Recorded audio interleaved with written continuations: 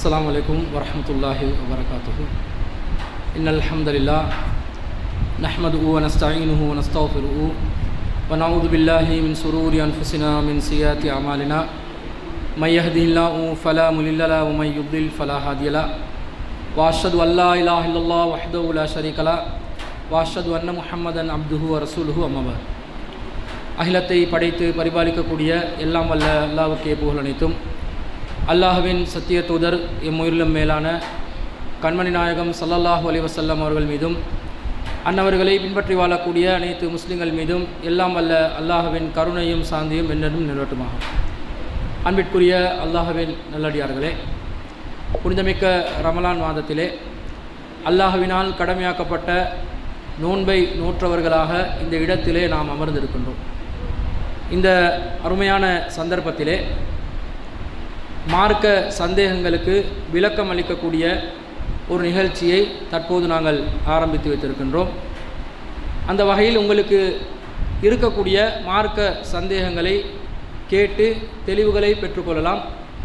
பொதுவாக மார்க்க விவகாரங்களில் நமக்கு ஏற்படக்கூடிய சந்தேகங்களுக்கு பதிலளிக்கக்கூடியவர்கள் குர்ஆனையும் ஹதீஸையும் சரியான முறையில் ஆய்வு செய்யாமல், சரியான முறையில் தேடி பார்க்காமல், தன் மனோ இச்சையின் அடிப்படையிலே பலதரப்பட்ட இடங்களில் மார்க்க விளக்கங்கள் என்ற பெயரில் பதிலளித்து கொண்டிருப்பதை நாங்கள் பார்க்கின்றோம். எனவே அத்தகைய ஒரு சபையாக இது அமையாமல் குர்ஆன் ஹதீஸ் அடிப்படையிலே உங்களுடைய கேள்விகளுக்கு பதில் சொல்லக்கூடிய விதத்திலே இன்ஷா அல்லாஹ் இந்த கேள்வி பதில் நிகழ்ச்சியை நாங்கள் அமைத்து கொள்ள இருக்கின்றோம். எனவே உங்களுடைய சந்தேகங்களை கேட்டு தெளிவு பெறுங்கள். பொதுவாக சந்தேகங்களை கேட்பதற்குரிய வாய்ப்புகள் ரொம்ப குறைவாகவே நமக்கு கிடைக்கின்றது. அந்த கிடைக்கக்கூடிய வாய்ப்புகளை சரியான முறையில் நாம் பயன்படுத்த கடமைப்பட்டிருக்கின்றோம். அல்லாஹ் ரப்புல் ஆலமீன் திருமறை குர்ஆனிலும் ஃபஸ்அலு அஹ்ல திக்ரி இன் குன்தும் லா தஅலமூன், நீங்கள் அறியாமல் இருந்தால் அறிந்தவர்களிடம் கேட்டு தெரிந்து கொள்ளுங்கள் என்று அல்லாஹ் சொல்கிறார். அப்போ நாம் தெரியாத செய்திகள் இருக்கலாம், அவற்றை நாம் மார்க்க அடிப்படையிலே அதில் விளக்கம் உள்ளவர்களிடம் கேட்டு தெளிவுகளை பெற்றுக்கொள்வதும் திருக்குர்ஆனுடைய ஒரு கட்டளைக்கு கீழ்ப்படிவதாக அமைந்துவிடும். எனவே உங்களுடைய சந்தேகங்களை கேட்டு அதற்கான விளக்கங்களை மார்க்க அடிப்படையிலே பெற்றுக்கொள்ளுமாறு அன்பாய் கேட்டுக்கொள்கிறோம்.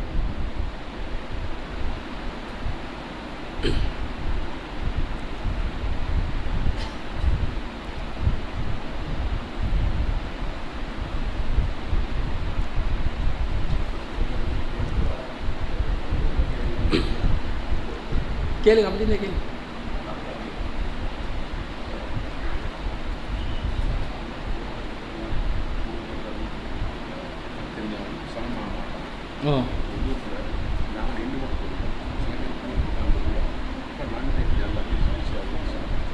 அதாவது நின்று கொண்டு சொல்வது உட்கார்ந்து சொல்வது.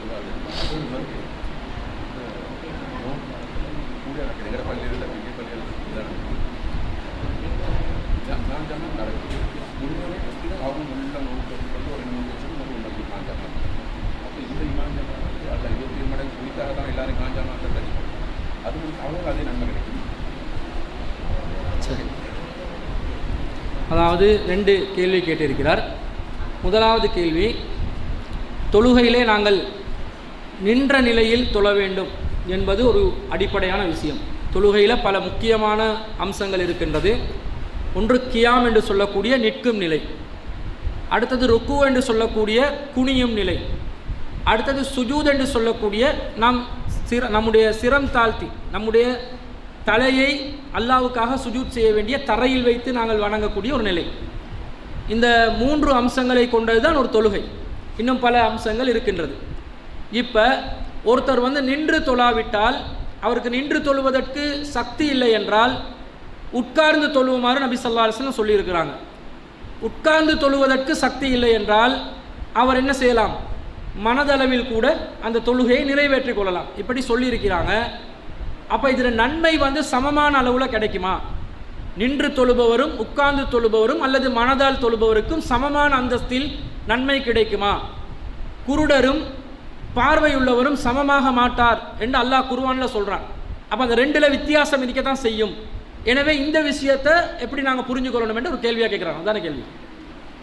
அதாவது நபி ஸல்லல்லாஹு அலைஹி வஸல்லம் அந்த ஹதீஸில் தெளிவுபடுத்துகின்ற நேரத்திலேயே நின்று கொண்டு தொழுபவருக்குரிய அந்த நன்மையில் பாதி தான் உட்கார்ந்து தொழுபவருக்கு கிடைக்குது, நேரடியாக வந்துருச்சு. அப்போ அந்த சமமாக மாட்டார்ன்றது தான் வருது. அவருக்கு சக்தி இல்லாததுனால தான் உட்கார்ந்து தொழுகிறார், அமர்ந்து தொழுகிறார். ஆனால் தொழுகையுடைய அசில் என்னது? கியாம் என்று நிற்கக்கூடிய நிலை. வக்கூமு லில்லாஹி காணித்தீன், நீங்கள் அல்லாவுக்கு கட்டுப்பட்டவர்களாக நில்லுங்கள் என்று அல்லாஹ் சொல்றான். நிற்பது கட்டளை, வர்கவு ருக்கு செய்வது கட்டளை, வஸ்ஜுது சுஜூத் செய்வது கட்டளை. அப்ப நிற்பது என்பது அல்லாஹ்வுடைய கட்டளை ஆகிது. அப்ப உட்காரும் பொழுது அமரும் பொழுது அதுக்கு மாற்றம் நடக்குதா இல்லையா? ஆனால் அந்த விதிவிலக்கான சட்டம் எப்போ கிடைக்குது? சக்தி இல்லை என்றால், நின்று தொழுவதற்கு முடியாத நிலை ஏற்பட்டால் உட்கார்ந்து தொழலாம் என்று இருக்குது. நன்மையில் பாதி தான். அது நேரடியாக ஹதீஸில் அறிவிக்கப்பட்டிருக்கிறதுனால அவர்கள் நன்மையில் சமமாக மாட்டார்கள், ஆனால் தொழுதவர்களாக கருதப்படுவார்கள். அதில் மாற்று கருத்து இல்லை. அடுத்த கேள்வி என்னன்னு சொன்னால், என்ன கேட்டீங்க? ரெண்டாவது, இமாம் ஜமாத்தில் ஒவ்வொருத்தர் ஒவ்வொரு சந்தர்ப்பத்தில் அவ்வல் ஜமாத் நடக்கும். அதான் சொல்லப்பட்ட உரிய வக்துக்கு அவ்வல் ஜமாத் நடக்குது. அந்த ஜமாத் அவ்வல் ஜமாத்தில் முதலாவது ஜமாத். அந்த ஜமாத்துக்கு பிறகு மீண்டும் வரக்கூடிய லேட்டாகி வர்றவங்க ஒரு 4-5 பேர் சேர்ந்து திரும்ப என்ன செய்கிறாங்க? அவங்க ஒரு ஜமாத்தை உருவாக்குறாங்க. திரும்ப அதற்கு பிறகு லேட்டாக அவங்க ஒரு ஜமாத் உருவாக்குறாங்க. இந்த எல்லா சாராரும் ஜமாத்தில் 27 மடங்கு நன்மையை அடைந்து கொள்கிறார்களா என்று கேட்கிறார். பொதுவாக ரசூல் ஸல்லல்லாஹு அலைஹி வஸல்லத்துடைய நிலைப்பாடு, ரசூல் அறிவித்த செய்தி என்னென்று சொன்னால், தனியாக ஒரு நபர் தொழுவதை விட ஜமாத்தாக தொழுவது 27 மடங்கு நன்மையானது, இன்னொரு அறிவிப்பில் 25 மடங்கு நன்மையானது என்று வருது. அப்போ தனியாக தொழுவதை விட ஜமாத்தாக தொழுவும் பொழுது அந்த நன்மை கண்டிப்பாக 27 மடங்கு 25 மடங்கு என்று கிடைக்கத்தான் செய்யுது. அதில் மாற்று கருத்து இல்லை. ஆனால் தொழுகைக்கென்று அந்த வக்துக்குரிய ஒரு சிறப்பு ஒன்று இருக்குது. ஐயுல் இஸ்லாமி ஹைர், இஸ்லாத்தில் சிறந்த செயல் எதுன்னு நபி ஸல்லல்லாஹு அலைஹி வஸல்லம் கேட்குறாங்க. அப்போ ரசூல் ஸல்லல்லாஹு அலைஹி வஸல்லம் சொல்கிறாங்க, அஸ்ஸலாத்து அலா வக்திஹா, தொழுகையை அதற்குரிய நேரத்தில் தொழுகிறது. உரிய நேரத்தில் தொழணும் என்று இருக்குது. ஆரம்ப நேரம் தொழுகையில், இறுதி நேரம் என்றதை ரசூலுல்லாஹ் சொல்லி கொடுக்குறாங்க. ஆரம்ப நேரம் ஒன்று இருக்குது தொழுகையில், இறுதி நேரம் என்றும் ஒன்று இருக்குது. இஸ்லாத்தில் சிறந்ததாக கருதப்படுவது என்ன? அந்த ஆரம்ப நேரம், அலா வக்திஹா, அதற்குரிய ஆரம்ப நிலையில் தொழுவது, அதுதான் சிறந்த செயல் என்றாங்க. அப்போ சிறப்பாக ஒரு செயலை செய்யும் பொழுது அதுக்கு கிடைக்கக்கூடிய நன்மையின் அளவு அதிகமானதாக இருக்கும். சிறப்பு குறையும் பொழுது அதுக்கு கிடைக்கக்கூடிய நன்மையின் அளவு குறைவானதாக இருக்கும், ஆனால் நன்மை கிடைக்கும். இப்போ உதாரணமாக புரிஞ்சு கொள்வதாக இருந்தால், தொழுகையை அதனுடைய முதல் வக்திலே ஒருவர் தொழுகிறார், தனியாக தொழுந்து 1000 மார்க்ஸ் கிடைக்குது. உதாரணத்துக்கு எங்களுக்கு நன்மையை வரையறை செய்ய முடியாது. 1000 மார்க்ஸ் கிடைக்குது என்று வச்சா, அவர் இமாம் ஜமாத்தோட சேர்ந்து தொழுந்தா 27000 மார்க்ஸ் கிடைக்குது ஆரம்ப வக்திலே. இதே நேரத்தில் தொழுகையை ஆரம்ப வக்தில் தொழாமல் நடு வக்தில் கொஞ்சம் தாமதிச்சு தொழுகிறாருன்னு வைங்களே, அவருக்கு 500 மார்க்ஸ் தான் கிடைக்கும் என்று வைங்க. அப்போ 500 வீதம் 27 மடங்கு, அவருக்கு அப்போ 13500 மார்க்ஸ் தான் கிடைக்க போகுது. 27 மடங்குன்றது வரும், ஆனால் வக்துக்குரிய சிறப்பு என்ன செய்யுது? குறைஞ்சு கொண்டு போகுது என்ற அடிப்படையில் தான் இதை நாங்கள் புரிஞ்சுக்கொள்ளணும். ரசூலா ஆரம்ப வக்துக்கு முக்கியத்துவம் கொடுத்திருக்கிறாங்க. அதுதான் அவ்வல் ஜமாத்து, முதல் ஜமாத்து. அதே நேரத்தில் இரண்டாவதாக மூன்றாவதாக ஜமாத் செய்வதற்கு நபி வழியில் ஆதாரம் இருக்குது. ரசூல் ஸல்லல்லாஹு அலைஹி வஸல்லம் பள்ளிவாசலில் அமர்ந்து இருக்கிற நேரத்தில் ஒரு நபித்தோழர் தாமதமாக பள்ளிவாசலுக்கு வருகிறார். அவர் தனியாக தொழ தயாராகும் போது இவருக்காக தர்மம் செய்பவர் உங்களில் யார் என்று கேட்கும் பொழுது, ஏற்கனவே அந்த சபையில் தொழுகையை நிலைநாட்டியவர்களில் ஒரு சில சஹாபாக்களை சேர்ந்து நாங்கள் சேர்ந்து அவரோட தொழுந்து கொள்கிறோம் என்று தொழுது கொள்கிறாங்க. அப்போ ஜமாத், இரண்டாவது ஜமாத் நடக்குது, ரசூலோட அவ்வல் ஜமாத்துக்கு பிறகு நடக்குது. ரசூல் அதை அங்கீகரிக்கவும் செய்கிறாங்க. ஆனால் அந்த ஜமாத்துக்கு 27 மடங்கு நன்மைன்றது ஒரு தனியாக வந்தாலும், வக்துகள் குறையும் பொழுது, நேரம் அளவு குறையும் பொழுது அதில் சிறப்பவங்க இழக்கிறாங்க. குறைவு முழுசா இழக்கலை, குறைந்து கொண்டு செல்லும். அடுத்த கேள்வி.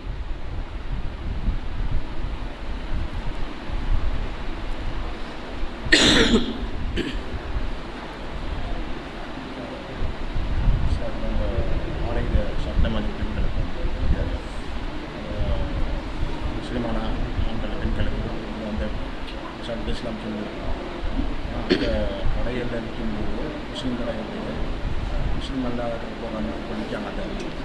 அந்த டிசைன் அவசியம் அடுத்த டைமில் என்ன செய்யணும்? அரசியல் மறுமையில் இல்லாத அந்த டைமில் அரசியல் நல்ல நகை கூட்டம் கிடைக்கும். ஒரு குப்பத்தில் ஒரு கூட்டம் வந்துட்டு வழக்கைக்கு தெரியாமல் அந்த கையில் கொடுக்குறேன். நான் என்ன கருத்து சொல்லுவேன், அவர் கவர்மெண்ட் செஞ்சு தான் அவருக்கு ஒரு பாவம் விஷயம் அவருக்கு அது அந்த நெல்லில் கிடைக்குமா அது இன்னொன்று என்ன சொன்னால் வீட்டில் சொன்னாங்க வந்து அவங்க மெயின் டியூட்டி வந்து என்னென்னு சொன்னால் நபிமார்களுக்கு வகையை கொண்டு சேர்க்கணும். நபிமார் வருடம் முடிஞ்சு இப்போ அவங்களோட டியூட்டி என்ன. சரி, அவர் வந்து ஹேட்ரிக் கேள்வி கேட்குறாரு, 3 கேள்வி கேட்டார். முதலாவது வந்து ஒரு கடையில் ஒரு ஷாப்பில் ஆடைகளை விற்பனை செய்கிறாங்க.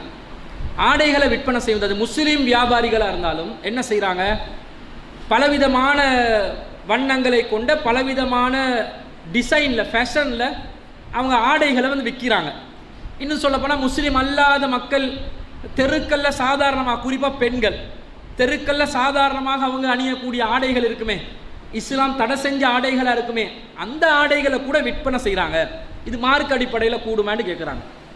பொதுவாக இஸ்லாம் ஒரு காரியத்தை முழுசாக தடை செஞ்சுட்டேன்னு சொன்னால் அந்த தடை செஞ்சதை வந்து நாங்கள் என்ன செய்ய முடியாது, விற்க முடியாது.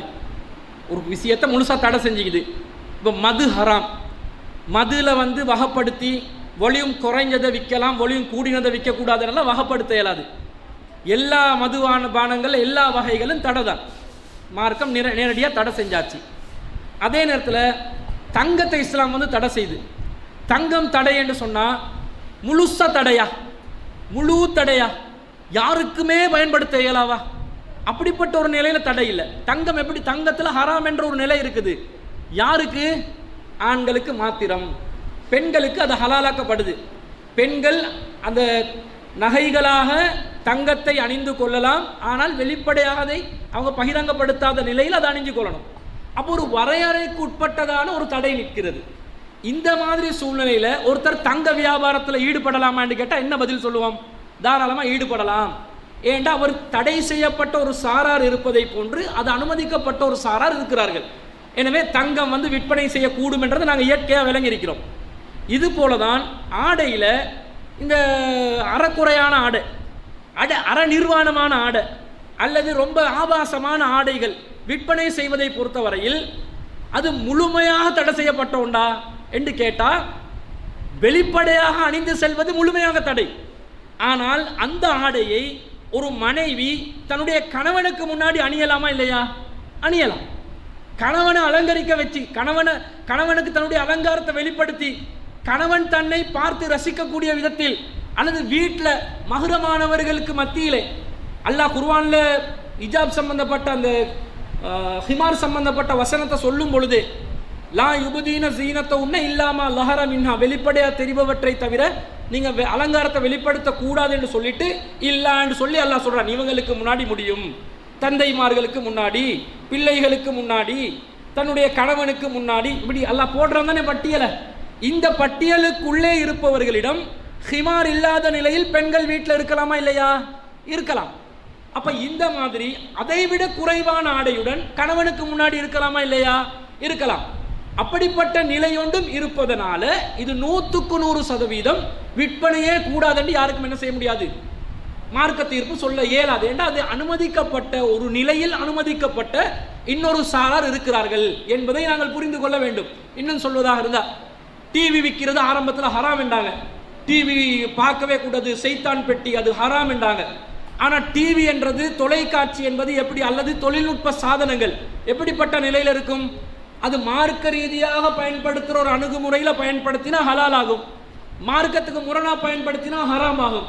அப்போ ஹராமும் ஹலாலும் என்று ரெண்டும் நிலை அதில் இருக்குது, பயன்படுத்துறத பொறுத்து இருப்பதனால பொதுவாக டிவி விற்கலாமா, தொழில்நுட்ப சாதனங்கள் இந்த மாதிரி காட்சிகளை பார்க்கக்கூடிய, செய்திகளை பார்க்கக்கூடிய ஒரு கருவியை விற்கலாமான்னு கேட்டால் விற்கலாம்னு தான் சொல்லுவோம். அப்போ அதை பயன்படுத்துபவர்கள் நிலையை வச்சு அது தடை செய்யப்படுமே தவிர விற்பனையே தடை செய்யப்பட்டதாக ஆகாது என்றதை நாங்கள் புரிஞ்சுக்கொள்ளணும். இப்போ ஆடைகளில் இப்போ லெகின்ஸ் வந்துக்குது, பெண்கள் அணிகிற ஒரு லெகின்ஸ். இந்த லெகின்ஸ் வந்து ஒரு உள்ளாடை தானே, அது வந்து ஒரு உள்ளாடை, ஆனால் அது வெளியாடையாக அணிகிறாங்க நிறைய பேர். முஸ்லீம் பெண்களே அணிகிறாங்க, சல்வாரை மேலால போட்டு லெகின்ஸ் என்ற பேரில் அதை போடுறாங்க. சல்வாரோட டொப் எங்கே இருக்கும்? அது இடுப்புக்கு டொப்பில் இருக்கும், இடுப்புக்கு மேலே சல்வாரு, அதுக்கு கீழே லெகின்ஸ், ஒரு காத்தடிச்ச உடனே முழு உடம்பும் வெளியில தெரிகிற மாதிரி அணிகிறாங்க. சுத்த ஹராம். லெகின்ஸ் ஹராமான்னு கேட்டால் லெகின்ஸ் ஹராம் இல்லை, கணவன்ட முன்னாடி அணிஞ்சிருங்க, லெகின்ஸை நல்லா அணிங்க. நம்ம ஆக்கள் கணவன்ட முன்னாடி பழைய கஃப்டானோட தான் நிற்கிறது, அந்த ஊத்தா பிடிச்ச கஃப்டானோட தான் இருப்பாங்க. கணவன்ட முன்னாடி ஒரு கவர்ச்சி அரிக்கிறது இல்லை. சஹாபிய பெண்கள் எல்லாம் சாயங்கால நேரம் தன்னுடைய கணவனுக்காக தங்களை அலங்காரப்படுத்திக் கொள்வார்கள். நம்ம பொண்ணுகள் வெளியில போற டைம்ல தான் அலங்காரம் பண்றது. வீட்டுக்குள்ள இருக்கும் போது அடுப்பாங்கிற ஆள்மாய் தான் இது கரப்போத்தானுக்கு சமந்தான். அந்த ஒரு ஜாதி கலர் ட்ரெஸ்ஸும் ஒரு விதமான கோலமும் அதை பார்த்தாலே மார்க்கம் அந்த தூய்மையை வலியுறுத்துறதெல்லாம் விளங்காது. இந்த மாதிரி ஒரு நிலை இல்லாம எங்க வீட்டாண்டு கேட்டுறீங்க, நான் எங்க வீட்டு நிலைமையை சொல்லல, பொதுவா சமூகத்தில் இருக்கக்கூடிய நிலைமையை சொல்றேன். அப்ப கணவன்மார்களை கவரக்கூடிய விதத்தில் தன்னை அலங்கரித்து ஆடைகள் அணிஞ்சு இருக்கலாம் என்று இருக்குதா இல்லையா? அதை ஒரு பெண் செய்வதற்குரிய அந்த வாய்ப்பு எங்க கிடைக்கும்? இதை வித்தா தானே கிடைக்கும். அந்த மாதிரி ஒருத்தர் நோக்கத்தில் அவர் விற்பார் என்றால் அது முஸ்லீம் அல்லாத ஒருத்தர் வாங்கி போகும்போது நீ முஸ்லீம் அல்லாத உனக்கு ஹராம், முஸ்லீம்களான இவங்களுக்கு இப்படியெல்லாம் நமக்கு சொல்ல இயலாது. அவங்க எடுத்து பயன்படுத்துறதை வச்சு அது முடிவாகும். ரெண்டாவதா கேட்குறாங்க, ஜிப்ரீல் அலைஹிஸ்ஸலாத்துடைய டியூட்டி என்னது தெரியுமா? அவருடைய டியூட்டி வஹியை கொண்டு வந்து தாரது, நபிமார்களுக்கு வஹி கொண்டு வந்து தாரது. ரசூல் ஸல்லல்லாஹு அலைஹி வஸல்லம் அவங்களோட வருகைக்கு பிறகு வஹி முற்று பெற்று விட்டது. ரசூலா ஹாத்தமுன் நபியின் தானே, நபிமார்கள்ட்ட முத்திரை. அப்போ வஹி நின்ற பிறகு ஜிப்ரீல் அலைஹிஸ்ஸலாம் என்ன ஒர்க் பண்றாரு? அவருடைய டியூட்டி எதுவுமே இல்லையா அப்படின்னு கேட்குறாங்க. ஜிப்ரீல் அலைஹிஸ்ஸலாம் வானவர்களுடைய தலைவர், ரூஹுல் குதுஸ், ரூஹுல் அமீன், பரிசுத்த ஆவி, பரிசுத்தமான நம்பிக்கையானவர் என்றெல்லாம், நம்பிக்கையான ஆத்மா என்றெல்லாம் அவருக்கு சிறப்பு பேர் இருக்குது.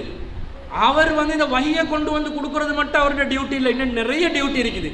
உதாரணமாக புரிஞ்சு கொள்றதுக்கு சொல்றவங்களுக்கு பாருங்க, அவருக்கு வேற டியூட்டி இல்லாட்டிலும் வேற நிலைப்பாடு ஒன்று இருக்குது மார்க்கத்தில், ஆனால் அவருக்கு வேற டியூட்டி இருக்குது என்ற குர்ஆன்ல 58வது அத்தியாயத்தில் 22வது வசனத்தில் அல்லாஹ் சொல்லுவான், லா தஜிது கௌமன் யுமினூன பில்லாஹி வல் யௌமில் ஆஹிர், அல்லாஹ்வை மறுமை நாளே நம்பக்கூடிய சமூகத்தை நீங்கள் பார்க்க மாட்டீர்கள். எப்படி பார்க்க மாட்டீர்கள்?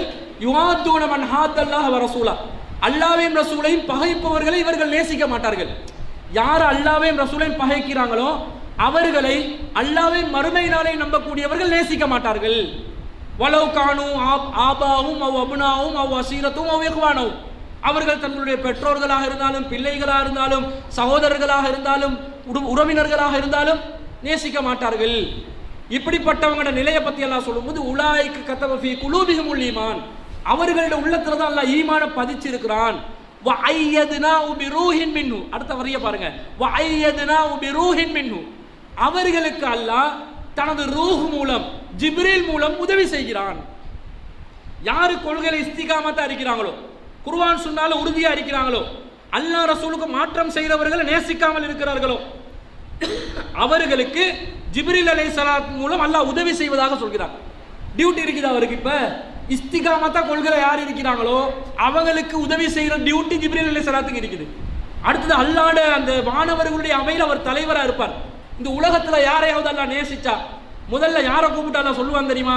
ஜிப்ரீல் அலைஹிஸ்ஸலாத்தை தான் அல்லாஹ் கூப்பிடுவான். ஜிப்ரீல் இங்க வாங்க. ஜிப்ரீல் அலைஹிஸ்ஸலாம், என்ன அல்லாஹ்வே, நான் சரணடைந்து விட்டேன், இந்த உலகத்தில் இன்னாருடைய மகன் இன்னாரை நான் நேசித்து விட்டேன், நீங்களும் நேசிக்கணும் அப்படின்னு வரலாம். அப்ப ஜிப்ரீல் அலைஹிஸ்ஸலாம் சரி நானும் நேசிக்கிறேன், நீ நேசிச்சிட்டியா, நானும் நேசிக்கிறேன் என்று சொல்லிட்டு அவர் வானவர்கள் எல்லாம் கூப்பிடுவார். கூப்பிட்டு, வானவர்களே, அல்லாஹ் இன்னாருடைய மகன் இன்னாரை நேசித்ததாக எனக்கு அறிவித்து விட்டான், அவனும் நேசிக்கின்றானாம், எங்களையும் நேசிக்க சொல்கின்றான், அவன் நேசித்ததனால் நானும் நேசித்து விட்டேன், எனவே நீங்களும் நேசியுங்கள் என்று வானவர்களுக்கு அறிவிப்பார். இந்த வேலை நடந்து கொண்டிருக்கும் அவருக்கு. இந்த மாதிரி ஜிப்ரீல் அலைஹிஸ்ஸலாம் நிறைய டியூட்டி அவருக்கு செப்பரேட்டா இருக்குது. இல்லையே வைங்க, வேற டியூட்டியே இல்லை. அவருடைய வேலை வெறுமனே இந்த வஹியை கொண்டு வரது மட்டுமா இருந்தா அதுக்காக அவரை அல்லாஹ் வேஸ்ட்ன்றது இல்லை. அந்த டியூட்டிக்காக படைக்கப்பட்டார், அது முடிஞ்சிருச்சு. இப்ப வெயிட் பண்ணிட்டு இருக்கிறார், உலகம் அழியும் வரைக்கும் வெயிட் பண்ணுவார்னு அர்த்தம். இஸ்ராஃபீல் ஒருத்தர் இருக்கிறார், சூர் ஊதுறவர். அவருடைய வேலை என்ன எங்களுக்கு தெரிஞ்சு? அவருடைய வேலை சூர் ஊதுறது தானே. வேற ஏதாவது வேலை கொடுக்கப்பட்டிருக்குது அவருக்கு? இல்லை. அவர் என்ன செஞ்சு கொண்டிருக்கிறார்டா, உலகம் படைக்கப்பட்ட நாள் முதல் கிட்டத்தட்ட இந்த பூமி உருவாக்கப்பட்டதாக சொல்லக்கூடிய ஆண்டுகள் விஞ்ஞான கருத்துப்படி 100க்கு 100 சரியில்லாவிட்டாலும் பொதுவாக சொல்லக்கூடிய கருத்து 3.5 பில்லியன் வருடங்கள். அப்ப விஞ்ஞான கருத்துப்படி பார்த்தாலும் 3.5 பில்லியன் வருடங்களாக இஸ்ராஃபீல் என்ன செஞ்சு கொண்டிருக்கிறார்? சூரை வச்சு கொண்டிருக்கிறார். அவ்வளவுதான் வேலை. ஊது என்னன்னு ஊதிடுவார். எப்பன்னு டேட் கொடுக்கல, ஊதிரு என்னன்னு ஊதிடுவாரு. குன் பயக்கும் தானே, கட்டளை தான் அல்லாட. அப்ப அவர் அது ஒரு காட்டில் இப்படிதான் இருப்பாரு. அதை சூரை கையில வாய்க்கிட்ட வச்சு கொண்டு இருக்கிறாரா, தோல்ல வச்சு கொண்டு இருக்கிறாரா, ஊவண்டு கொண்டே இருக்கிறாரான்னு தெரியல. அவரோட டியூட்டி அதுதான். சூரோட ரெட்டியா இருக்கிறாரு. ஊத சொல்றது இவ்வளவு காலம் பாருங்க, அது அவருடைய டியூட்டி.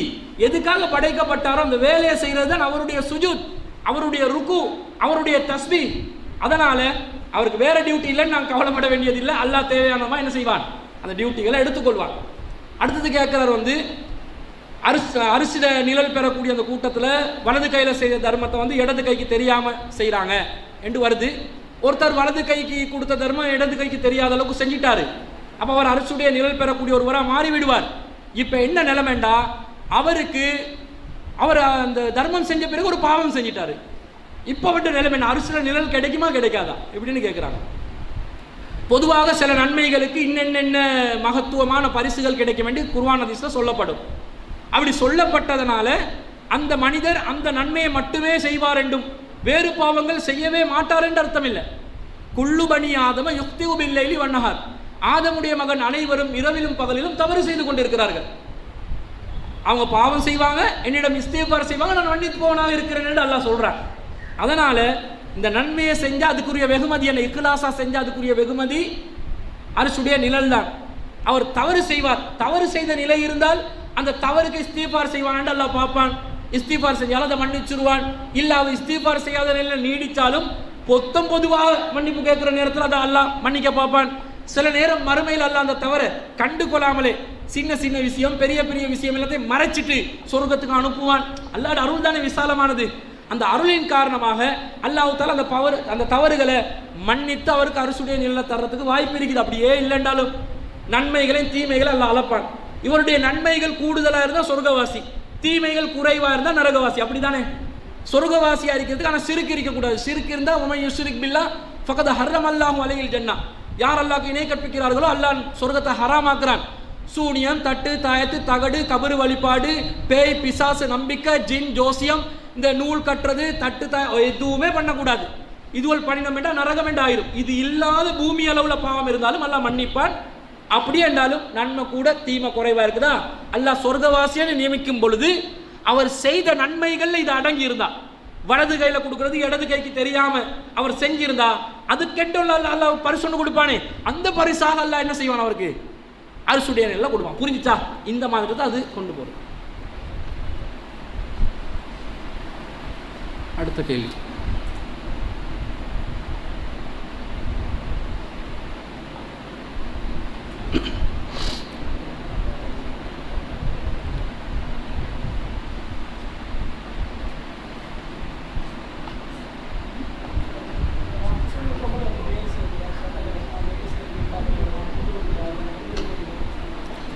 அதாவது சகோதரர் என்ன கேட்குறாருண்டா, அதான் சொல்லப்படும் பொழுது நாங்கள் எந்த பணியும் செய்யக்கூடாதா, அப்படியே நின்றோணுமா அப்படின்றமே கேட்குறாங்க. ஹதீஸுகள்ல அப்படி எதுவுமே வரல. ஹதீஸில் எப்படி வருது, முஅத்தின் அதான் சொல்லும் பொழுது அவருக்கு பதில் அளிங்க, அவர் சொல்வதை போன்று பதில் அளிங்க. இதான் அந்த கட்டளை. எது கட்டளையா வந்துச்சோ அதை மட்டும் நிறைவேற்றினா போதுமானது. என்ன வரலண்டா, முஅத்தின் அதான் சொல்ல ஃப்ரீஸ் ஆக சொல்லலை. இஸ்லாம் அல்லாஹு அக்பர் என்று சத்தம் கேட்டால் நீங்க ஃப்ரீஸ் ஆகுங்க. ஃப்ரீஸ் ஆகுறேன்னு தெரியுதானே, இருக்கிற இடத்துல அப்படி கல்லுமாய் நிற்கிறது, இப்படி சொல்லப்பட்டிருக்குது ஹதீஸ்ல. இல்ல, ஃப்ரீஸ் ஆக சொல்லல, பதில் தான் சொல்லிக்குது. பதில் சொல்றது ஒரு வேலை தானே, அது சொல்லதானே சொல்லிக்குது. அப்ப அதான் சொல்லும் பொழுது பதில் அளிப்பது தான் நம்முடைய வேலையை தவிர வேறு வேலைகளில் ஈடுபடக்கூடாது என்று எதுவுமே சட்டம் கிடையாது. ஆனா வேறு காரியங்களில் நாங்கள் ஈடுபடும் பொழுது பதில் சொல்ற அந்த வேலையை சரியா செய்ய மாட்டோம். அப்படி ஒரு விஷயம் இருக்குதா இல்லையா? பதில் சொல்றத சரியா நாங்கள் செய்யறது இல்லை, நிறைவேற்றது இல்லை. பதிலை சொல்லிக்கொண்டே வேலையை செய்யலாம் என்று போய் கடைசியில் பதில் பாதி வேலை பாதி என்று நிற்கும். அதிகமானவர்களுடைய அனுபவம் அப்படிதான் இருக்கும். அதனால பதில் சொல்வது கட்டளையே, அந்த கட்டளையை நாங்கள் நிறைவேற்றணுமே, அதை கருத்தில் கொண்டு அதான் சொல்லப்படும் பொழுது நாங்கள் பதில் சொல்லணும் என்ற அந்த மைண்டில் இருந்து கொண்டு வேறு வேலைகளை தற்காலிகமாக ஒத்தி வைத்தால் அது தவறு கிடையாது. இல்லை ஒருத்தர் அவர் ஆல்பர்ட் ஐன்ஸ்டைன் மாதிரி 9-10 வேலைகளை ஒரே நேரத்தில் செய்யக்கூடிய ஆற்றல் உள்ளவராக இருந்தால் பதிலையும் சொல்லி வேற வேலைகளையும் செய்யலாம். செய்யலாம். இப்போ நோம்பு திறக்கும் பொழுது 2 வேலை செய்யத்தானே செய்வோம். அல்லாஹ் அக்பர் போல அல்லாஹ் அக்பர் சொல்லிட்டு ஈச்சப்பழத்து வாய்க்குள்ளே போகும். அஸ்ஸது அல்லாஹ் இல்லாஹ் சொல்லிட்டு சம்சா போகும். அஸ்ஸது அன்ன முஹம்மது ரசூலுல்லாஹ் சொல்லி கஞ்சி போகும். எல்லாம் டபுள் வேலை ட்ரிபிள் வேலை நடக்க தானே செய்து. சிலவங்க கஞ்சி ஈச்சப்பழம் வாழைப்பழம் எல்லாத்தையும் இப்படி வாய்க்குள்ள அமைக்கி கொண்டு பதில் சொல்ல இல்லாமல் திணறுவான். இப்படி ஆகக்கூடாது. இதே நேரத்தில் இந்த ரேடியோவில் பாங்கு போகுது தானே, அதுக்கு நிறைய பேர் பதில் சொல்லி கொண்டிருக்கிறாங்க. ஆச்சரியமாக இருக்குது. ரேடியோ பாங்குக்கெல்லாம் யார் பதில் சொல்ல சொன்னா உங்களுக்கு? அது ஆட்டோமேட்டிக் ரெக்கார்டில் போடுறதுக்கெல்லாம் பதில் சொல்ல தேவையில்ல. சிலவங்க வந்து இஃப்தாருடைய நேரத்தில் ஒருத்தர் வீட்டில் 10 பேர் சேர்ந்து இஃப்தார் வைக்கிறோம், நோன்பு திறக்க முன்னாடி ஒருத்தர் வந்து லைவாக பாங்கு சொல்லுங்க, அப்போ பதில் சொல்லிக் கொடுங்க. அப்போ பதில் சொல்லணும். லைவாக சொல்லும் போது பதில் சொல்லணும். லைவ் உயிரோடு இருக்கக்கூடிய ஒரு நபர் பாங்கு சொல்லும் போது பதில் சொல்லணும். ரெக்கார்டிங் பாங்குக்கெல்லாம் நாங்கள் பதில் சொல்லணுமா? ரெக்கார்டிங் ரேடியோவில் போகிற பாங்குக்கு துவாக்கு ஆமீன் சொல்கிறது இந்த மாதிரி விளங்காமல் சில வேலைகளை செய்கிறாங்க. அதுகளை நாங்கள் செய்யக்கூடாது. ஒருவர் உயிரோடு இருந்து பாங்குக்கு சொல்லும் பொழுது அதற்கு பதில் சொல்வதுதான் நம்முடைய கடமையாக நீங்கள் புரிந்து கொண்டால் சரி.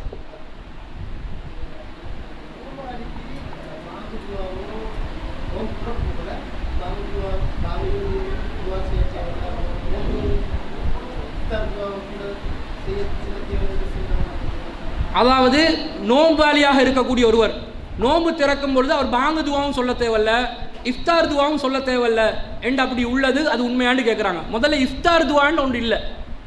அல்லாஹும்ம லக சும்து வபிக ஆமன்து வஅலைக தவக்கல்து வஅலா ரிஸ்கிக அஃப்தர்து. இதை சொன்னா அஸ்தக்ஃபிருல்லாஹ் நோம்பு பாத்தில் ஆயிடுச்சுன்னுவாங்க. பகல் டைமில் சொல்லிடக்கூடாதுன்னுவாங்க. முதல்ல இந்த மொத்த வரிகள் உள்ள இந்த வாசகங்களை சொல்ல காரணம் அதுதான். இந்த வாலா ரிஸ்கிக அஃப்தர்து ஃபதகப்பல் மின்னி வரக்காட்டில் வருது தானே, இணையற்ற யா அல்லாஹ் உனக்காகவே நோன்பு நோற்றேன், உன்னையே விசுவாசிக்கின்றேன், உனது பொறுப்பிலே எனது சகல காரியங்களையும் விடுகின்றேன், உனது ஆகாரத்தை கொண்டே நோன்பு திறந்தேன், நான் நோற்ற நோன்பை அங்கீகரித்து நீ அருள் புரிவாயாக, ஆமீன் ஆமீன் யா ரப்பல் ஆலமீன் என்று சொல்றாங்களே. இந்த மொத்த வரியுள்ள எந்த ஹதீஸும் இல்லை, எந்த ஹதீஸும் இல்லை. சேலஞ்ச் ஏழுமெண்டா காட்ட சொல்லுவோம். ஏன் சொல்றோம் தெரியுமா? நபி ஸல்லல்லாஹு அலைஹி வஸல்லம் காட்டாதோன்னு நாங்கள் ஏன் செய்யணும்? துஆவை சொல்லித்தரணும் யாரு? ரசூல் ஸல்லல்லாஹு அலைஹி வஸல்லம் தானே. ரசூலுல்லாஹ் சொல்லித்தராதோன்னு நாங்கள் செய்ய வேண்டிய அவசியம் கிடையாது. அல்லாஹும்ம லக சும்து என்ற அந்த வார்த்தை சில ஹதீஸ்களில் வருது, பலவீனமான ஹதீஸ்கள். வாலா ரிஸ்கிக அஃப்தர்து என்ற மாதிரி சில வாசகங்கள் வரும், பலவீனமான. இவங்க என்ன பண்ணிட்டாங்கடா, பலவீனமான ஹதீஸ்கள் அங்கங்க சொல்லப்பட்ட வாசகங்கள் எல்லாம் எடுத்து யாரோ ஒரு ஆலிமோட ஜாயின் பண்ணி சொல்லி கொடுத்துட்டாங்க. அது செஞ்சு கொண்டு இருக்கிறாங்க. இது மார்க்கம் இல்லை.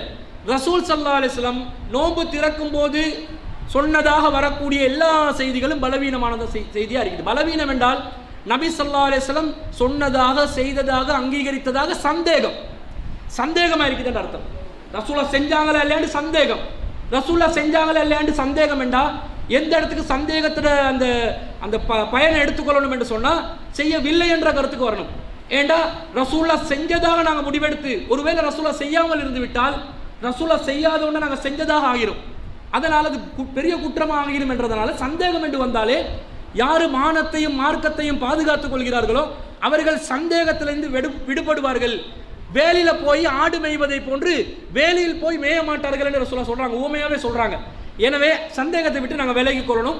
இந்த துவாக்கு மார்க்கத்தில் அங்கீகாரம் இல்லை.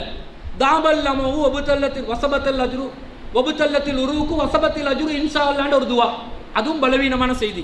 தாகம் தீர்ந்து விட்டது, நரம்புகள் நனைந்து விட்டது, அல்லாஹ் நாடினால் கூலியும் கிடைக்கும் என்று ஒரு துவா சொன்னோம், அதுவும் பலவீனமான செய்தி. எனவே நோன்பு திறக்கிறதுக்கு தனி துவா இல்லை. பிஸ்மில்லாண்டு நாங்கள் உணவு உண்ணும் போது சொல்கிற மாதிரி நோன்பு திறந்தா சரி, இது உண்டு. அடுத்தது நோன்பு திறக்கிறவர் துவா சொல்லணுமா, என்ன செய்யணும் என்று கேட்குறாங்க. பாங்கு சொல்கிறவர் நோன்பு திறக்கும் பொழுது அவர் பாங்கு சொல்கிறார் அல்லாஹு அக்பர் என்று, அதே நிமிஷத்தில் அவர் என்ன செய்யலாம், ஈச்சப்பழம் ஒரு துண்டை வந்து அவர் மெண்டு விழுங்கிட்டாலே அவர் நோன்பு திறந்துட்டாருன்னு ஆகிரும். மொத்த கஞ்சியெல்லாம் குடிச்சிட்டு அஷ்டத்து சொல்லணும் இல்லை, பாங்க சொல்லி முடிச்சிடணும். அவள் பாங்கு சொல்கிறது நோம்பில் யார் எந்த சமூகம் நன்மையில் இருப்பார்கள் என்றால் யார் நோன்பு திறப்பதில் விரைவாக இருப்பார்களோ, நோன்பு திறப்பதில் விரைவாக இருக்கணும். சில பேர் நோன்பு திறக்கிறதுக்கு பாங்கு சொல்லுவாங்க, அப்படி வந்து உட்காந்து இப்படி ஏண்டு அவங்க பசியே இல்லையா, அவங்க தாகமே இல்லையா, அவங்க வந்து திண்டவங்களாம், அவங்க வெண்டவங்களாம், அப்படி காட்டுற ஒரு தோற்றம். அவசரமா தாகத்தில் பசியில் இருக்கிறதுக்கு காரணமே அல்லாஹ் சொன்னதுதான், இல்லைன்னா எனக்கு கஷ்டம் என்ற அந்த அடிமைத்தனத்தை காட்டணும் அல்லாஹ். அப்போ ரசூலா சொல்றாங்க நோன்பு திறக்கிறதுக்கு விரையுங்கள், விரைந்து நோன்பு திறக்கும் வரை ஒரு சமூகம் நன்மையில் நீடிக்கிறார்கள் என்றாங்க. அப்போ அவர் என்ன செய்யணும், அந்த நபிமொழியை நிறைவேற்றணுமா இல்லையா, பாங்கு சொல்லி ஒரு ஈச்சம்பலத்தை அவர் கடிச்சிட்டாருன்னு சொன்னால் அவர் நோன்பு திறந்துட்டார் என்று அர்த்தம். அதுக்கு பிறகு அவர் பாங்கில் ஏனைய வாசகங்களை சொல்லணும். அவர் சொல்கிற வாசகங்களை மீண்டும் அவர் சொல்ல வேண்டியதில்லை. சொல்லி முடித்து விட்டு ரசூல் அனைவருக்கும் துவா செய்ய சொல்கிறாங்க. அந்த சலவாத்தை சொல்லி பாங்குக்கு பிறகு சலவாத் சொல்லி அனைவரும் துவா செய்ய சொல்கிறாங்க. அந்த துவாவை அவர் செஞ்சு கொள்ளணும். இவ்வளவுதான் மார்க்கத்தில் உள்ளது. வேறு தனியாக இஃப்தாருக்கு அந்த துவா கிடையாது. அவர் நோன்பு பாங்கெல்லாம் சொல்லிட்டு தான் நோன்பை திறக்கணும் என்ற சட்டம் எல்லாம் கிடையாது. அவரும் நன்மையில் விரையணும் என்று சொன்னால், அவரும் நன்மையில் நீடித்த ஒருவராக இருந்தால் அவரும் சீக்கிரம் என்ன செய்யணும், நோன்பை திறந்துடணும் என்ற அடிப்படையை தான் இஸ்லாம் சொல்லுது. அது பிரச்சனை இல்லை. அவருக்கு மூச்சு திணறாமல் இருவாமல் இருந்தால் சரி. அதுதான் சொன்னேன், கஞ்சி கோப்பையை வச்சுக்கணும் அல்லாஹ் கொட கொட கொடன்னு சொல்லி அஸ்வது அல்லாஹ் கொட கொட கடண்டா அது சரி வராது. நோம்பை திறந்துடணும். அதுக்கப்புறம் வந்து அவர் மற்ற வேலையை பார்த்துடலாம். போகிறோம் திறக்கிறதுல விரைவாக இருக்கணும். வயிறு நிறைய சாப்பிடணும்னு சொல்லலை, திறந்துடணும் குயிக்கா.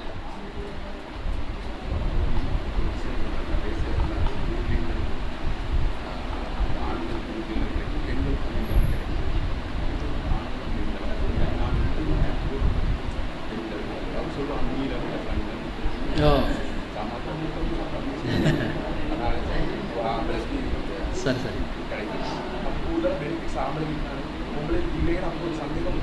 யோ என்ன பாவம் தானே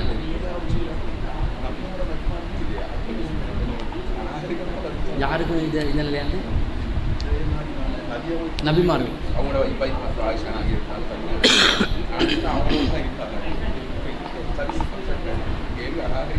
இல்லை இல்லை. அதாவது ஆண்களுக்கு ஊர்லின் பெண்கள் இருப்பாங்க, பெண்களுக்கு ஊர்லின் ஆண்கள் இருப்பார்களா என்ற கேள்வி காலாகாலமாக கேட்டு வர ஒரு கேள்வி. பொதுவாக வந்து ஊர்லின் பெண்கள் சம்பந்தமாக நிறைய வருது. குர்ஆனில் ஹதீஸில் நிறைய விளக்கங்கள் வருது. அவங்க வந்து மறைத்து வைக்கப்பட்ட முத்துக்களை போன்று இருப்பார்கள், அவர்கள் வந்து முட்டையை போன்று வெண்மையானவர்களாக இருப்பார்கள், அவர்கள் வந்து ரொம்ப மனம் கொண்டவர்களாக இருப்பார்கள், அவர்கள் ரொம்ப அழகானவர்களாக இருப்பார்கள், கண்ணழகிகளாக இருப்பார்கள், மார்பழகிகளாக இருப்பார்கள். இப்படியெல்லாம் வருது, குர்ஆன்லலாம் வருது, ஹதீஸ்லேயும் வருது. இப்படி ஊர்லின் பெண்கள் சம்பந்தமாக நிறைய வருது. அது இயற்கையாக வந்து ஆண்கள் கிட்ட அல்லாஹ் இப்படி ஒரு பரிசு சொர்க்கத்தில் தருவான், தராமல் இருக்கிறான் பரவாயில்லையான்னு கேட்டால் ஆண்கள் எல்லாம் குழம்பியிருப்பாங்க, இல்லை வேணும் தான் நண்டுவாங்க. அப்போ உலகத்தில் இருக்கிற பொண்டாட்டிட்ட நிலைமை என்னன்னு கேட்டால் அது இங்கேயும் வந்து இவ்வளோ காலம் இழுத்துட்டு போனால் அங்கே இழுக்கணுமான்ற மாதிரி யோசிப்பாங்க. அப்படி இல்லை, இங்கே உங்களுக்கு மனைவி அங்கே சொர்க்கத்திலேயும் மனைவியாக வேணும்னா நீங்கள் கேட்கலாம். ஆனால் பொதுவாகவே நாங்கள் கேட்குறது என்ன தெரியுமா பாருங்கள், துனியாவில் ஜனாசா வச்சு நாங்கள் அடக்கம் செஞ்ச அந்த ஜனாசா தொழுகையில் என்ன கேட்போம், அல்லாஹ் மஃபிர் லஹு வரஹமு வாஃபி வஃபனு வக்ரிம் நுஸுலஹு வஸி முதுகலு வஸில் பில்மாய் வஸல்ஜி வல் பர்த் வனக்கி எல்லாம் சொல்லிட்டு அல்லாஹ் மபதிலுஹு தாரன் ஹைரன் மின் தாரி, இறைவா இங்கிருந்த வீட்டை விட சிறந்த வீட்டை அங்கே வழங்கிவிடு. வ ஜௌஜன் ஹைரன் மின் ஜௌஜிஹி, இங்கே இருந்த வாழ்க்கை துணையை விட சிறந்த வாழ்க்கை துணையை அங்கே வழங்கிவிடு. வ அஹ்லன் ஹைரன் மின் அஹ்லி, இங்கே இருந்த குடும்பத்தை விட அங்கே நல்ல குடும்பத்தை கொடுத்துரு. இங்கே இருந்த வாழ்க்கை துணையை விட சிறந்த வாழ்க்கை துணையை தான் எல்லாரும் சேர்ந்து ஜனாசா கேட்குறோம். அப்போ இங்கே இருந்த துணையே அங்கே வரணுமென்றது இல்லை, வர நினைச்ச ஒருத்த விரும்புகிறான், என் மனைவி போல யாரும் இல்லைன்றான், என் மனைவி தான் எனக்கு வேணும் என்றான். அல்லாஹ் கேட்டதை கொடுப்பான் தானே, அல்லாஹ் கொடுப்பான். அதே நேரத்தில் அவனோட பங்களிப்பும் இருக்குதே, அவன் அதை விரும்பணும். அவன் அதை விரும்பக்கூடிய நிலை இருக்குமான ஒரு ரெண்டு பேரையும் பார்க்கணுமா இல்லையா, அந்த நிலையை பார்த்து அல்லாஹ் அவங்களுக்கு வழங்கிடுவான். ஒருவேளை இவன் கேட்குறான் பொண்டாட்டி தான் வேணுமெண்டு, மனைவி சொல்கிற இவனோட அங்கே வாழையில எனக்கு வேற ஆள் வேணுமென்றான். அப்படி வந்து அல்லாஹ் என்ன செய்வான், இவனுக்கு பதிலாக ஒரு டம்மி ஒன்றை கூட கொடுக்கலாம் தானே. இவோ போல ஒரு டம்மியண்டா உசுரோடு உள்ள ஒரு ஆள் தான், ஒரு ஊர்லினையே மனைவிட தோற்றத்தில் அல்லாஹ் என்ன செஞ்சிருவான், தரலாம். அல்லாஹ் எதையும் செய்யக்கூடியவன். ஆனால் அங்கே மனைவியை கேட்டால் அல்லாஹ் தருவான். அல்லாஹ் வந்து அதை நியாயமான அடிப்படையில் செய்வான். ஆனால் ஊர்லின் பெண்கள் என்பது ஒரு தனி படைப்பு. அவங்க சொர்க்கத்துக்குரியவர்களாகவே இருப்பார்கள், சொர்க்க வாசிகளை திருப்திப்படுத்துவதற்காகவே இருப்பார்கள். அவங்க கிடைப்பாங்கன்னு வருது. நேரடியாக ஹதீஸ் வாசகங்களில் ஊர்லின் ஆண்கள் கிடைப்பார்கள் என்று வரல. ஊர்லின் ஆண்கள் நம்பிக்கை கொண்ட பெண்களுக்கு உண்டு நேரடியாக வரல. ஆனால் பொதுவாக எப்படி வருதுண்டா, எல்லா விதமான நன்மை விஷயத்திலையும் ஆண்களுக்கும் பெண்களுக்கும் கூலி உண்டு அல்லாஹ் சொல்றான். நோம்பு பிடிக்கும் ஆண்கள் பெண்கள், சதக்கா செய்யும் ஆண்கள் பெண்கள், ஹஜ்ஜை நிறைவேற்றும் ஆண்கள் பெண்கள், எல்லாத்துலேயும் அல்லாஹ் ஆண்கள் பெண்கள் ஆண்கள் பெண்கள். இன்னி லா உலியு அஜர மன் அமில ஆமிலன் மின் தக்கரின் வஉன்சா, எந்த ஒரு ஆணும் பெண்ணும் அவங்க செய்யக்கூடிய அமல்ல நான் எந்த கூலியையும் குறைக்க மாட்டேன் என்றால், ஆண்டையும் குறைக்க மாட்டேன், பெண்ணிடையும் குறைக்க மாட்டேன் என்றான். இதே மாதிரி ஆண்களை நோக்கியே குர்ஆன் பேசுது, பெண்களை நோக்கி பேசலன்னு என்று கேட்ட இடத்துல ரசூலா சொல்றாங்க, ஆண்களை நோக்கி தான் குர்ஆன் பேசும். காரணம் அது அரபு மொழி நட, பெண்களுக்கு என்று தனி வாசகம் இருக்குது, அதையும் போட்டால் குர்ஆன் டபுள் ஆகியிருந்தானே. ரசூல் அதுக்கு என்ன சொன்னாங்க, ஆண்களை நோக்கி தான் பேசும். ஆனால் சூரா ஃபாத்திரில் ஒரு வசனம் இறங்குது, ஆண்களுக்கும் பெண்களும் இவர்கள் அனைவரும் நன்மையில் சமமானவர்கள், பங்கு பெறக்கூடியவர்கள், கூலி பெறுவார்கள் என்று ஒரு வசனத்தில் மொத்தத்தையும் எல்லாம் இணைக்கிறார்.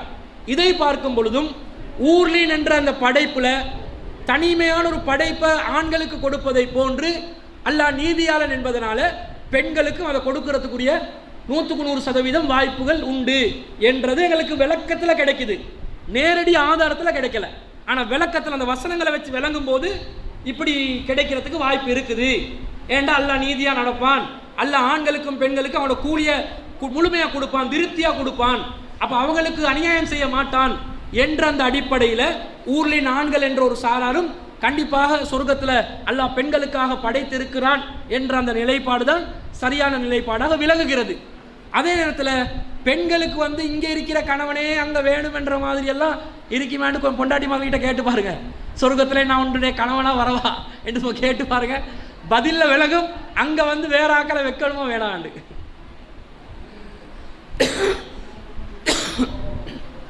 அநேகமாக வைக்க சொல்லுவாங்க வேற ஆக்களை, ஊர்லின் ஆண்கள் இருந்தால் நல்ல வேண்டுவாங்க. சரி, கடைசியாக ஒரு கேள்வி கேட்கலாம்.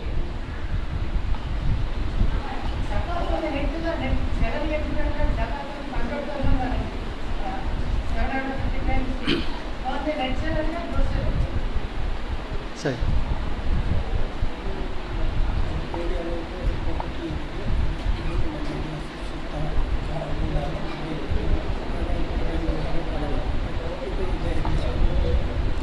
ஜகாத் சம்பந்தமாக ஒரு கேள்வி. 2 பேரும் ஜகாத்தை பற்றி தான் கேட்டுக்கிறாங்க. ஜகாத்தில் அடிப்படையான நிசாபுடைய அளவு, நான் ஒரு சொற்பொழிவு நிகழ்த்தும் பொழுது 5 ஊக்கியாக்கள் என்பது 200 கிராம் என்ற 200 திர்ஹங்கள், 5 ஊக்கியாக்கள் என்பது 200 திர்ஹங்கள். ஒரு திர்ஹம் என்பது 3.6 கிராம் வெள்ளி. அப்போ 200 திர்ஹம் என்று சொன்னால் 720 கிராம் வெள்ளி. 720 கிராம் வெள்ளி யாருடைய கைவசத்தில் சொத்தாக அந்த அளவுக்கு இருக்குதோ அவர்கள் ஜக்காத் கடமையானவர்கள். கிட்டத்தட்ட இலங்கை காசுக்கு ஒரு 88,000 ரூபா மாதிரி வருது. 134 ரூபா 25 வருது வெள்ளி ஒரு கிராம். நான் கணக்கு பார்த்தேன் அன்றைக்கு. அப்போ 88,000 ரூபா சொச்சமாக வருது. அந்த அளவுக்கு யாருக்கு சொத்து இருக்குதோ அவர்கள் 2.5% கொடுக்கணும். இவர்கள் ஒரு சொத்தா வச்சிருக்கக்கூடிய, அல்லாஹ் சொன்னது ஹுத் பின் அம்வாலிஹிம் சதகா, அவர்களுடைய சொத்துலேருந்து நீங்கள் ஜக்காத் எடுங்கன்னு அல்லாஹ் சொல்கிறான். அப்போ சொத்துக்கு ஜக்காத் கொடுக்கணும். பயன்படுத்தின நகை, பயன்படுத்தாத நகை, வீட்டுக்கு எக்ஸ்ட்ராவாக வச்சிருக்கிறது, இது டிபாசிட்டாக வச்சிருக்கிறது, இப்படியெல்லாம் பிரிக்க இயலாது. மொத்த சொத்துக்கும் கொடுக்கணும். வீடு, வாசல், வாகனம், அவங்களுக்கு இருக்கக்கூடிய எல்லா விதமான பொருட்கள், நகைகள், ஆபரணங்கள், முத்துக்கள், வைரங்கள், பேங்க் டிபாசிட் எல்லாத்தையும் கணக்கு பார்த்து 2.5% அந்த எல்லாம் கணக்கு பார்க்கும்போது 88,000 ரூபாவை தாண்டும் என்று சொன்னால் அவர் ஜக்காத் கடமைப்படுற, அப்போ மொத்த சொத்துக்கு 2.5% கொடுக்கணும். ஆனால் இந்த ஜக்காத்துடைய வருவாயை நல்லா புரிஞ்சுக்கொள்ளணும். மொத்த சொத்துக்கு இப்போ நாங்கள் கொடுத்துட்டோம், இது ஜக்காத் நிறைவேற்றியாச்சு. ஒருத்தர் என்ன செய்கிறாரு, மாதம் அவர் ஜக்காத் கொடுத்த பிறகு மாதம் அவருக்கு வருமானம் வருது. அவர் சேலரி எடுக்கிறாரு, 50,000 ரூபா சேலரி, இது மாதத்துக்கு அவருக்கு வரக்கூடிய ஒரு வருமானம். இந்த 50,000 ரூபா சேலரிக்கும் அவர் 2.5% ஜக்காத் கொடுக்கணும். ஏன்னா ஜக்காத் நிசாப் அடைஞ்சிட்டாரு, மொத்த சொத்துக்கு கொடுத்துட்டாரு. இது மேலதிகமாக அவருக்கு வரக்கூடிய சொத்து. மேலதிகமாக அவர்கிட்ட 50,000 ரூபா சேலரி என்ற அவர்கிட்ட சொத்து தானே, அது அப்படி 50,000 ரூபாய்க்கு அவர் நகை வாங்கினா அதுக்கு ஜகாத் கொடுக்கணும் தானே, விளங்குது தானே. அதே மாதிரி நீ நகை வாங்காட்டிலும் 50,000 ரூபாய் காசா வந்தாலே 2.5% என்ன செஞ்சிடணும், ஜக்காத்தை கொடுத்துடணும். இது மட்டுமா? இது மட்டும் இல்லை. ஒருத்தர் வீடு வாடகைக்கு கொடுக்குறாரு, சொத்துக்கெல்லாம் ஜகாத் கொடுத்துறாரு 2.5%. இப்போ வீடு ரெண்ட்டுக்கு கொடுத்து மாதம் ரெண்ட் வாடகை வருது, வருமானம் அதில் ஒரு 1 லட்சம் ரூபா வருது. அவருடைய வீடு ஒன்று வாடகை கொடுத்து 1 லட்ச ரூபா வருது. இப்போ என்ன செய்யணும், சேலரிக்கு 50,000 ரெண்ட் வருமானம் இருக்குதே அதுக்கு 1 லட்சமும் 1.5 லட்சம் ரூபாய்க்கு என்ன செய்யணும், 2.5% கொடுக்கும். இந்த 1.5 லட்சம் ரூபா 720 கிராமுக்குள்ளெல்லாம் பார்க்க தேவையில்லை, ஏற்கனவே அவர் பார்த்துட்டாரு. மொத்த சொத்து 10 லட்சம் வந்துருச்சு, 2.5% கொடுத்துட்டாரு. மந்த்லி வரக்கூடிய இன்கம்ல 50,000 ரூபா மாதம் சேலரி வருது, 1 லட்ச ரூபா வாடகை வருமானம் வருது. 2 3வது ஒரு கடை வச்சுக்கிறார், சில்லறை கடை, மல்லிகை கடை வச்சிருக்கிறார். அதில் அவர் ப்ராஃபிட் பார்க்குறாரு. ப்ராஃபிட் பார்க்குறாருன்னா எப்படி, அதில் வருமானம் மட்டுமே அவருடைய லாபம் இல்லை, செலவு இருக்குது, செலவை கழிச்சு தான் லாபம் பார்க்கணும். லாபம் தான் இவருடைய வருமானமாகும். இவர் வருமானத்துக்கு தானே ஜகாத் கொடுக்கணும். அப்போ ஒரு மல்லிகை கடையில், ஒரு வியாபார நிலையத்தில், ஒரு ஏதாவது ஒரு ஷாப்பில் வருமானம் என்பது என்ன தெரியுமா? வரவு செலவு போக மீதமுள்ளது தான் வருமானம், நெட் ப்ராஃபிட். அப்போ நெட் ப்ராஃபிட் வந்து அவருக்கு மாதம் மாதம் இன்னொரு 50,000 ரூபா வருது. இப்போ வந்த வருமானம் எவ்வளவு? மந்த்லி சேலரி 50,000, வாடகை வருமானம் 1,00,000, அந்த மல்லிகை கடையில் வரக்கூடிய வருமானம் 50,000. இந்த 50,000க்கு மட்டும் இவர் என்ன செய்வார் தெரியுமா? அந்த வரவு செலவு பார்த்து நெட் ப்ராஃபிட் மட்டும் எடுப்பார். இதுக்கு எடுக்க மாட்டார். இது வார வருமானத்தை அப்படியே எடுப்பார். இதுக்கு மட்டும் வரவு, அந்த மல்லிகை கடைக்கு போன செலவு, ப்ராஃபிட் தான் இவர்கிட்ட உண்மையான வருமானம். அப்போ 50,000, 1,00,000, திரும்ப மல்லிகை கடையில் 50,000 சேர்த்து 2,00,000 ரூபாய்க்கு 2.5% பார்த்து கொடுத்துடணும். புரிஞ்சிச்சு அவங்களுக்கு? இப்போ 2,00,000 ரூபாய் இவர்கிட்ட மாச வருமானம் வந்துருச்சு. ஒவ்வொரு கட்டமாக வருது ஒவ்வொரு இடத்தால. இவர் இப்போ என்ன செய்யக்கூடாதுண்டா, வீட்டில் இவருக்கு சாப்பாடு செலவு, டிரான்ஸ்போர்ட் செலவு, ஸ்கூல் ஃபீஸு, அது கழிக்கலுமா? ஏலா, அது கழிக்கிறது இல்லை. நெட் ப்ராஃபிட்டுக்காகத்தான் செலவை கழிப்போமே தவிர, எங்களுக்கு வருமானமாக வரக்கூடிய மொத்த வருமானம், நெட் இன்கம் இருக்குதே, மொத்த வருமானம், நெட் இன்கம், அந்த இன்கம்மை என்ன செய்யக்கூடாது? எங்களோட செலவுல வந்து நாங்கள் கழிச்சிடக்கூடாது. நெட் இன்கம் இல்லை, கிராஸ் இன்கம், செலவை கழிக்காம மொத்த அந்த கிராஸ் இன்கமுக்கு என்ன செய்யணும்? 2.5% ஜகாத் கொடுக்கணும். இப்போ ஒருத்தர் 1 கோடி ரூபா சொத்து வச்சுக்கிறாரு, அவர் 2.5% ஜகாத் கொடுக்கணும். அவருக்கு கடன் 15 லட்சம் இருக்குது. இவர் எத்தனை ரூபாய்க்கு ஜகாத் கொடுக்கணும்? 1 கோடி ரூபாய்க்கு ஜகாத் கொடுக்கணுமா? 2.5% வீதம், அல்லது 85 லட்சம் ரூபாய்க்கு கொடுக்கணுமா? 85 லட்சம் ரூபாய்க்கு தான் கொடுக்கணும். பொதுவாக பொருளியல் என்ன சொல்லுவாங்கடா, உண்மையான சொத்து, நெட் அசெட் என்ன தெரியுமா? வரவு, அந்த சொத்து கடன் கழித்த பிறகு இருக்குமே, நெட் அசெட்.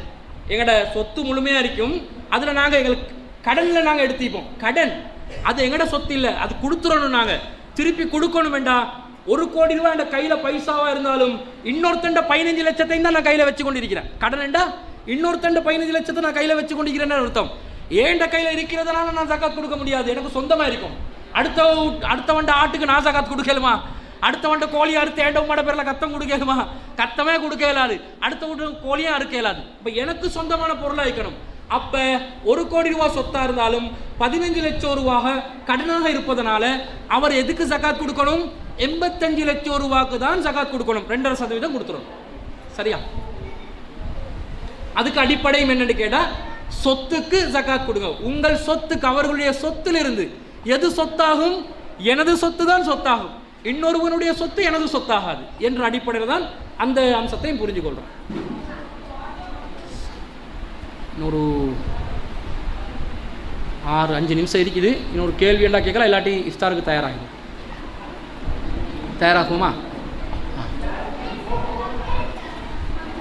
50 லட்சம் இன்வெஸ்ட் பண்ணுறாரு, இன்னொரு 50 லட்சம் கடனாக வாங்குறாரு.